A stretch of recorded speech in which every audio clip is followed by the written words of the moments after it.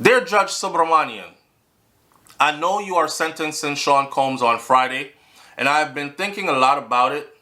I saw in the press letters were submitted by many concerning the sentencing.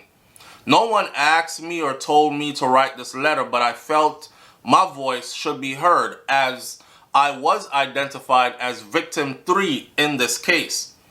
And I understand charges that were brought concerning me, including accusations of sex trafficking and prostitution.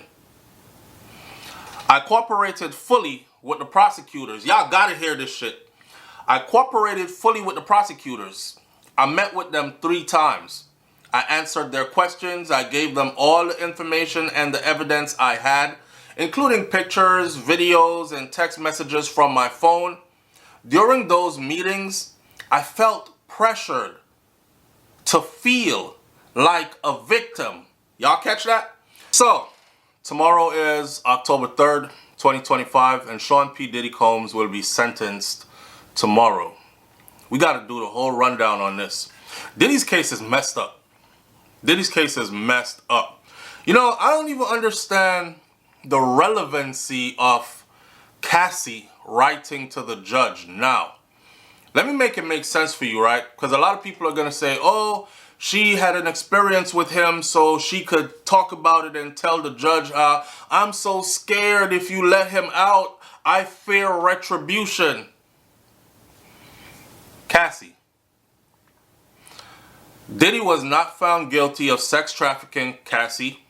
He was not found guilty of racketeering. He was not found guilty of anything other than taking some willing participants, grown, consenting adults, to go engage in buying some sex.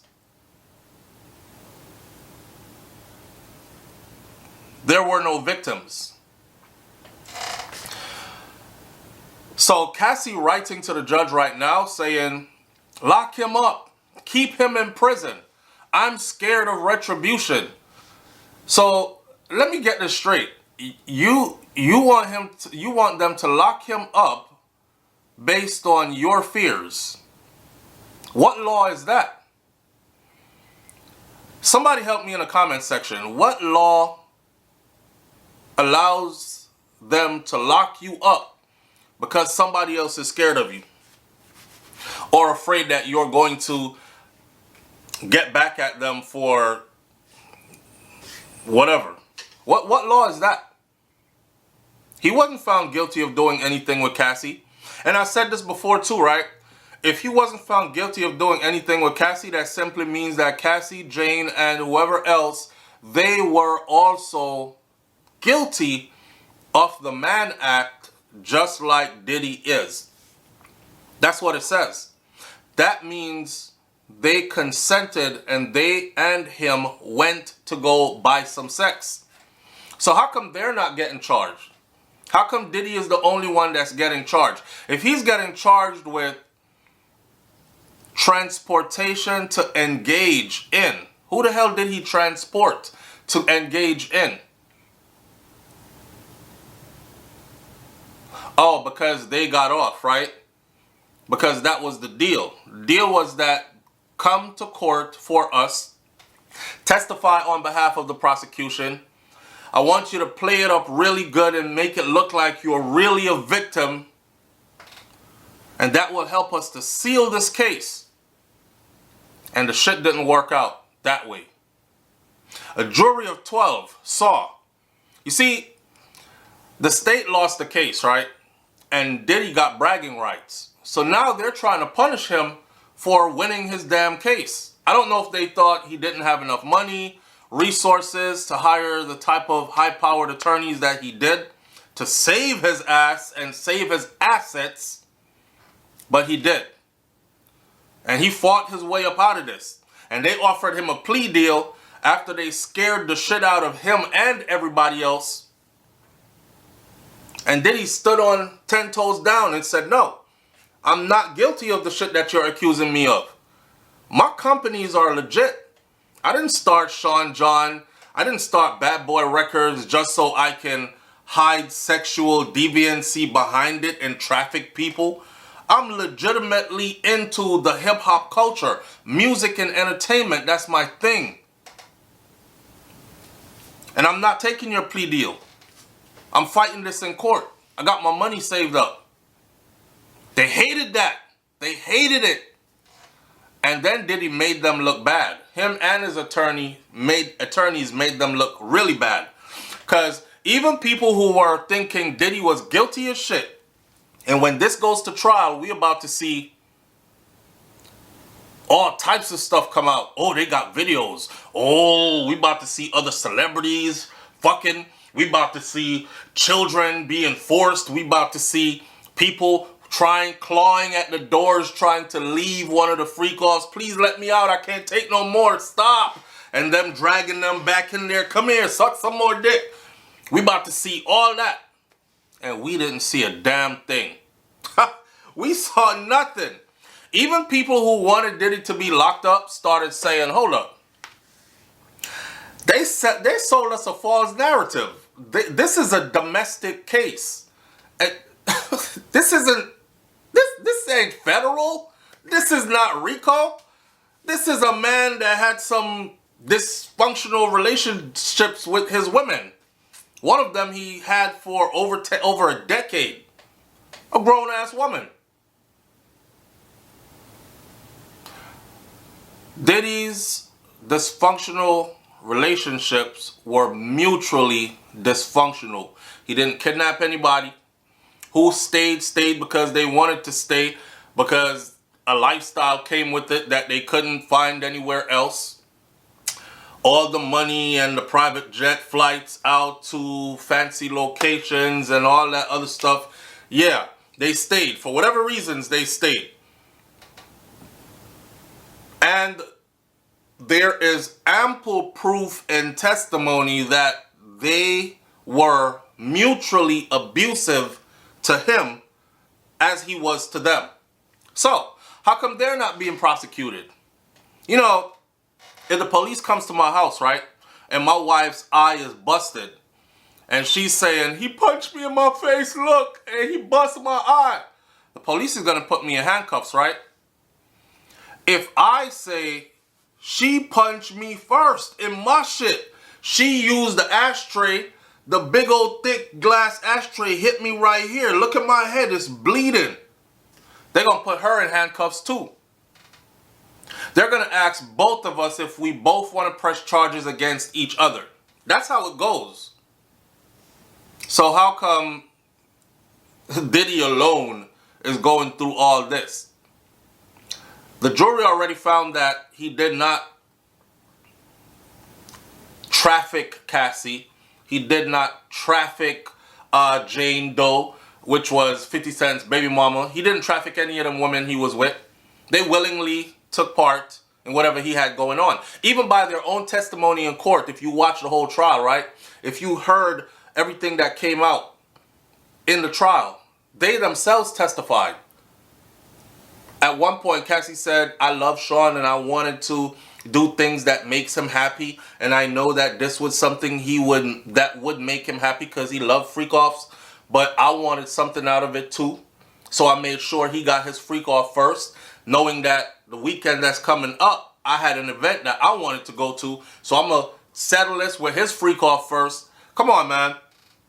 That ain't no different from knowing that your husband loves his house clean, his children settled, and his dinner cooked and on the table when he gets home from a long day work. It ain't no different. She knew what her man liked and she did it. How was that criminal? Now, I'm telling y'all, right? So, shout out to Nans. Nans is a family member on my other channel, BrainFLoTv. But big up Nans, because Nans just sent me a bunch of paperwork. You know, they're writing letters to the judge. Cassie wrote her letter saying, Judge Subramanian, please keep him in prison because I'm scared. Cassie shouldn't even have gotten any money. If Diddy had stood 10 toes down on that and say, nope, you're not getting $1 from me, she would probably still be fighting in a civil suit to try to get $1 from him. But he settled up quickly, and then they found him not guilty. He could have kept that money, and he would have been found not guilty. Dear Judge Subramanian, this is a letter from Jane Doe to the judge, and I want y'all to listen to the words. Dear Judge Subramanian, I know you are sentencing Sean Combs on Friday, and I have been thinking a lot about it. I saw in the press letters were submitted by many concerning the sentencing. No one asked me or told me to write this letter, but I felt my voice should be heard as I was identified as victim 3 in this case.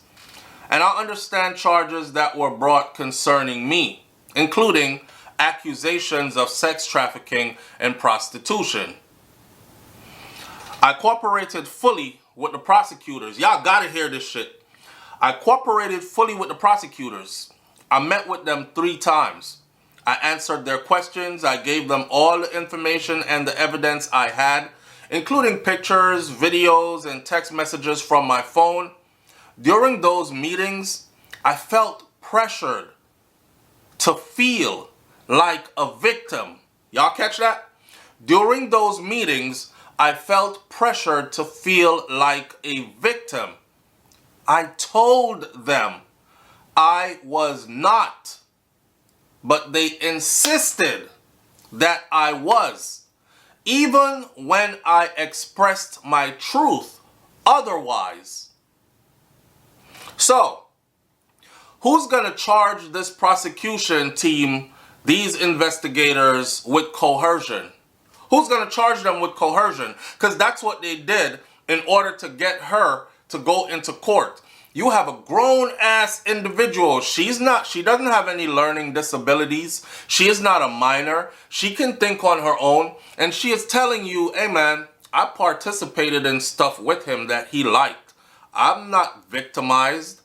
I love threesomes. He loves threesomes more than I do, and I did them, I guess, because he liked them. But we enjoyed a different type of lifestyle, kind of like a swinger's lifestyle. I don't feel like I was a victim. I stayed.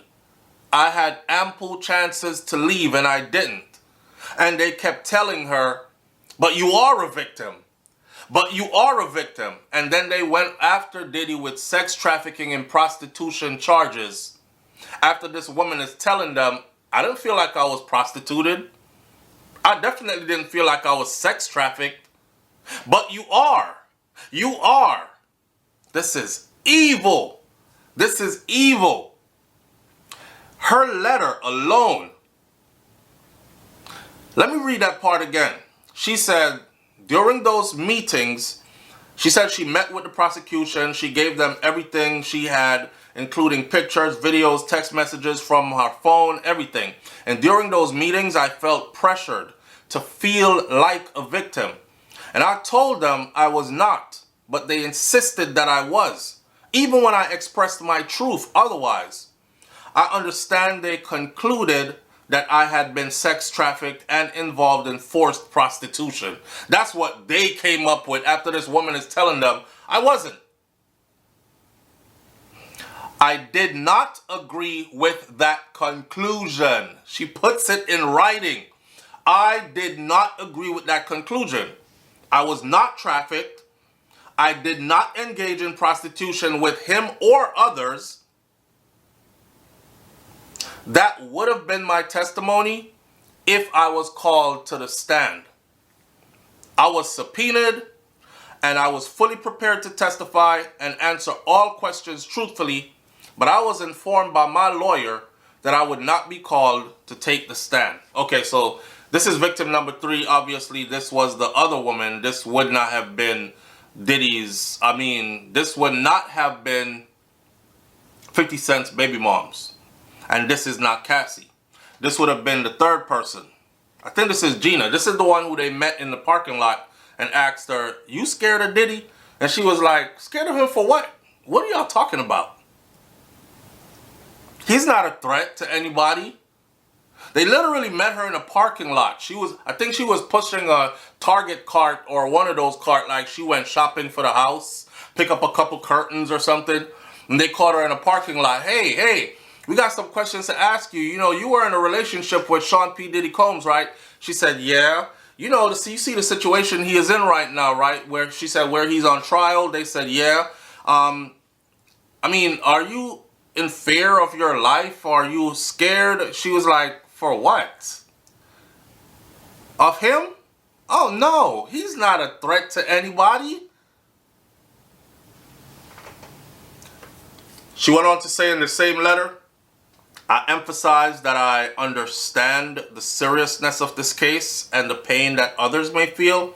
I cannot speak for anyone but myself. In terms of sentencing, I kindly ask that you consider releasing him back to his family. I understand throughout the process he has been cooperative and respectful, including turning himself in. Throughout the process, he has never once reached out to me or made me feel uncomfortable in any way.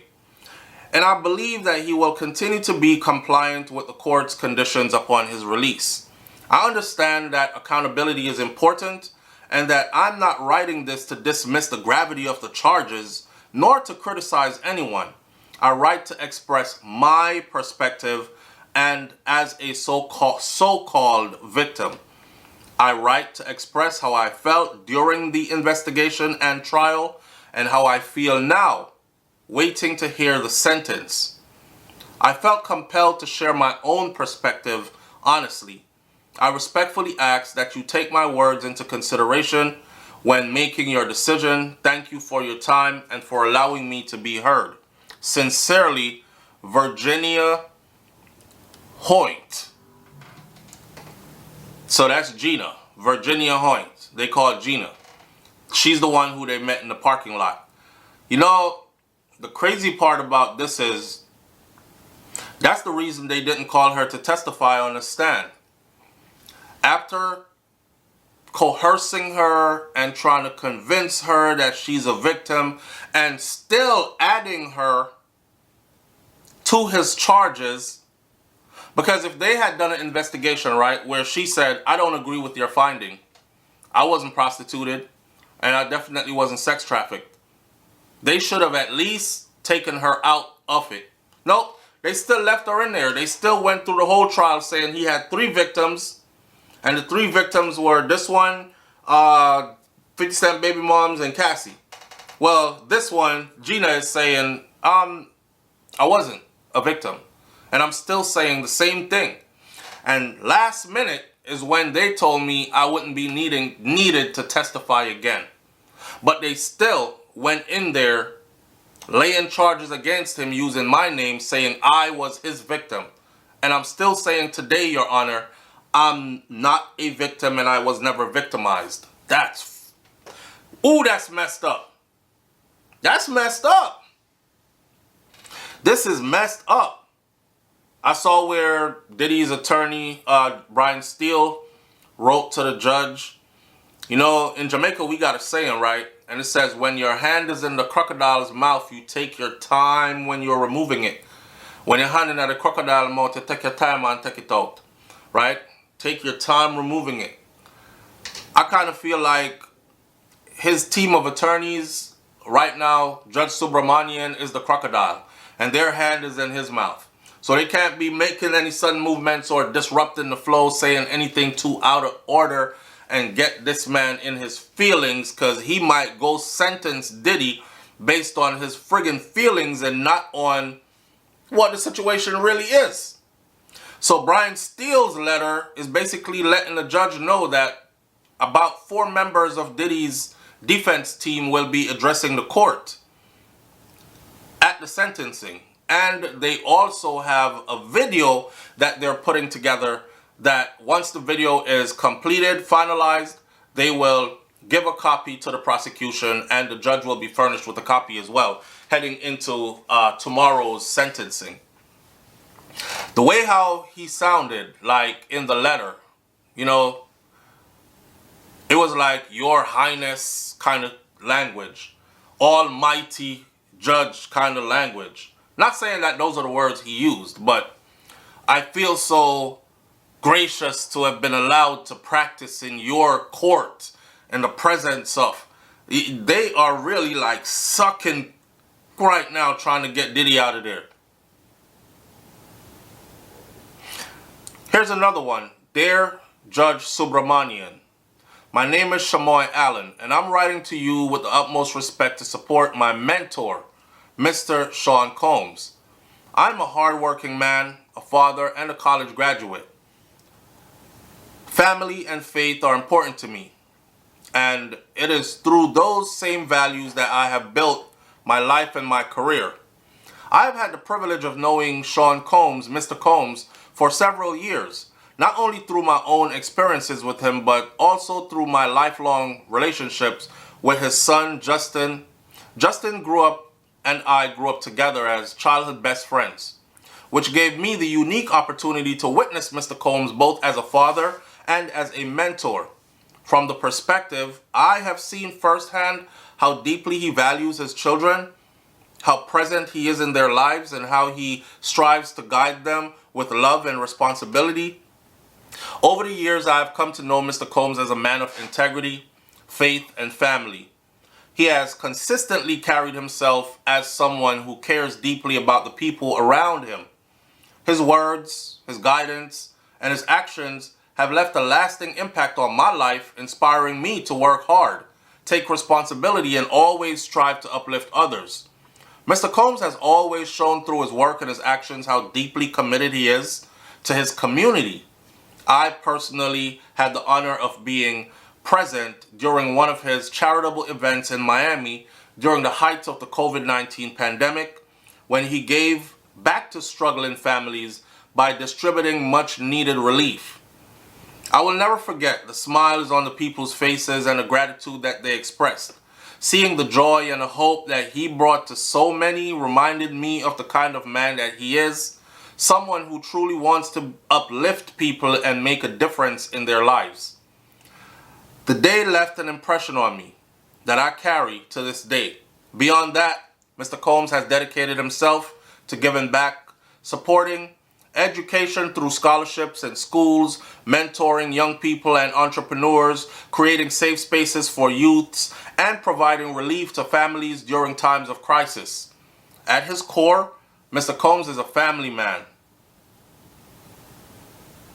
He often speaks of the importance of being present for his loved ones, and it is clear to anyone who knows him that his family is the foundation of his life. His mother, his children, and those who are closest to him are his greatest source of pride and joy. Judge Subramanian, I humbly ask that you consider granting him the opportunity to return to his family. His presence in their lives is irreplaceable, and I believe that the best path forward is alongside them, continuing to grow and guide and live out the values he holds dear. Thank you for your time and consideration. I have deep respect for the responsibility you carry, and I hope that my words offer some insight into Mr. Combs' true character as a devoted father, as a man of faith, and above all, as a good man at the core. With sincerity and respect, Shamoy Allen. Boy, listen. Then there are other letters here that I have to read. Whitney Artis, employee of Mr. Combs. Listen, I'm not even going to go through any more of these because, of course, all of them are saying that he is a good person and they're basically begging the judge.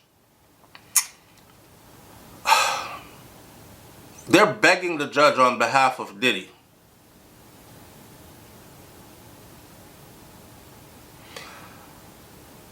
I think it's clear. Diddy's case is clear. He should be walking out with time served. He was found not guilty on anything else.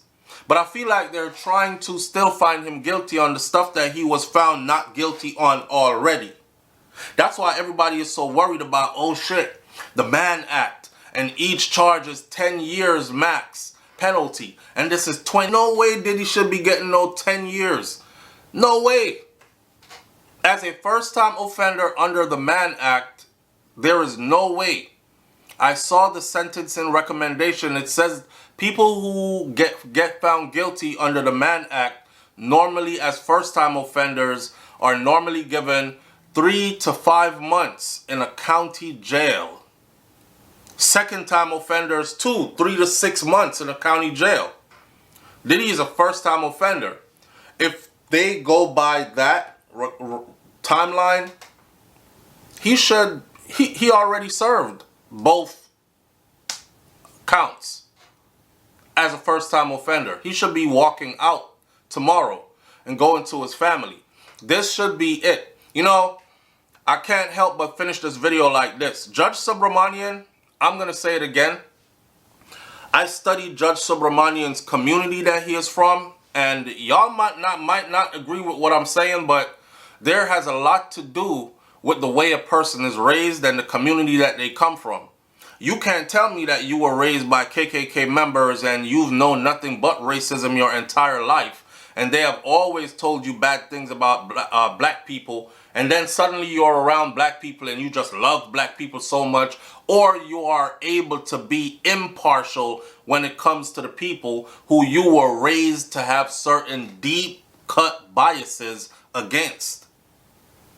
So I'm not saying Judge Subramanian is racist, but I'm saying what I've always said. I watched this entire case unfold, and every opportunity that Judge Subramanian had where he could have thrown Diddy's side a bone, he leaned towards the prosecution side, like he was trying to get them to definitely win the case. There was one point where Judge Subramanian actually said to the prosecution, y'all are going to have to start showing, you know, you have to start showing sex trafficking and racketeering soon. Because it was going on and on and on, and everybody was like, okay, I still don't see sex trafficking. I still don't see racketeering. Where is it? Oh, we're getting there, Judge. We're building up to it. Okay, but you better get there. You're going to have to start showing sex trafficking and racketeering soon. And guess what? Diddy beat the friggin' case because they were not able to show sex trafficking and racketeering. The same thing that the judge said in the middle of the trial. You're going to have to start showing this soon to the prosecution.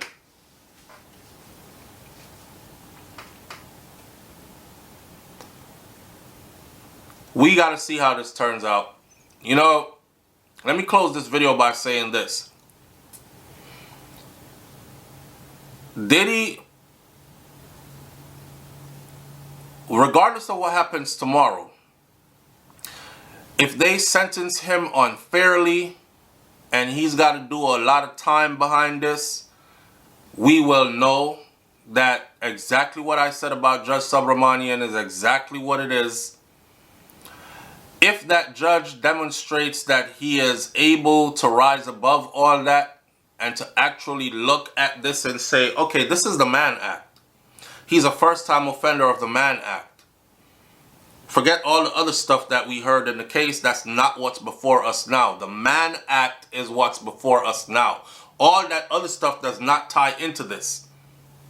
He was already found not guilty on all that. If this judge isn't trying to win one for the prosecution, if this judge is fair and unbiased, Diddy is going home tomorrow. And if Diddy goes home tomorrow, the 3rd, he better walk the straightest line I ever seen. And when I say that, I mean, man, you're going to have to keep your circle like super small, super tight. You're going to have to make this, you've been through the fire now. So now you know how they can come at you. Now you know what to expect. Now you're tried and proven now, Diddy. So now it's playing no more games. No more games. Because you could have lost it all, bro. And if you think they're not trying to take it all still right now they're trying to find the best way to hurt him. The best way to get their lick back. You took the feds to trial and you beat the feds at sex trafficking, at racketeering. You beat the feds. The feds, who's known for a 99.9 conviction rate or 98 point something conviction rate. You beat the feds. The feds who swore to the world that they have a airtight case and you're going to prison for a long time. They were so sure, they offered him a plea deal that started at 25 years behind bars. And he said, nah, I don't want your plea deal. I'm fighting this because I'm not guilty. And he proved to the court he wasn't guilty. It's time to let that man go. It's time for Judge Subramanian to close this book, this chapter, put this to bed. If they want more out of Diddy and show the world that they're not being vindictive and this is not race-based or any of that, use him in another way then. Okay, I sentence you to time served, let you out on probation, but you under the condition that you have to do these 20 lectures at these 20 different facilities or institutions or whatever. I think you can be more powerful and more impactful in that way. That's the best. I'll leave this video right here, right now. I want you to leave in the comment section and tell me, what do you think is going to happen to Diddy tomorrow? Do you think that the judge is going to give him the recommended 11 years plus that the prosecution is asking for? Or do you think the judge is going to lay down the 2 years that his team is asking for and he'll be home soon? Or do you think he is walking out to his family tomorrow?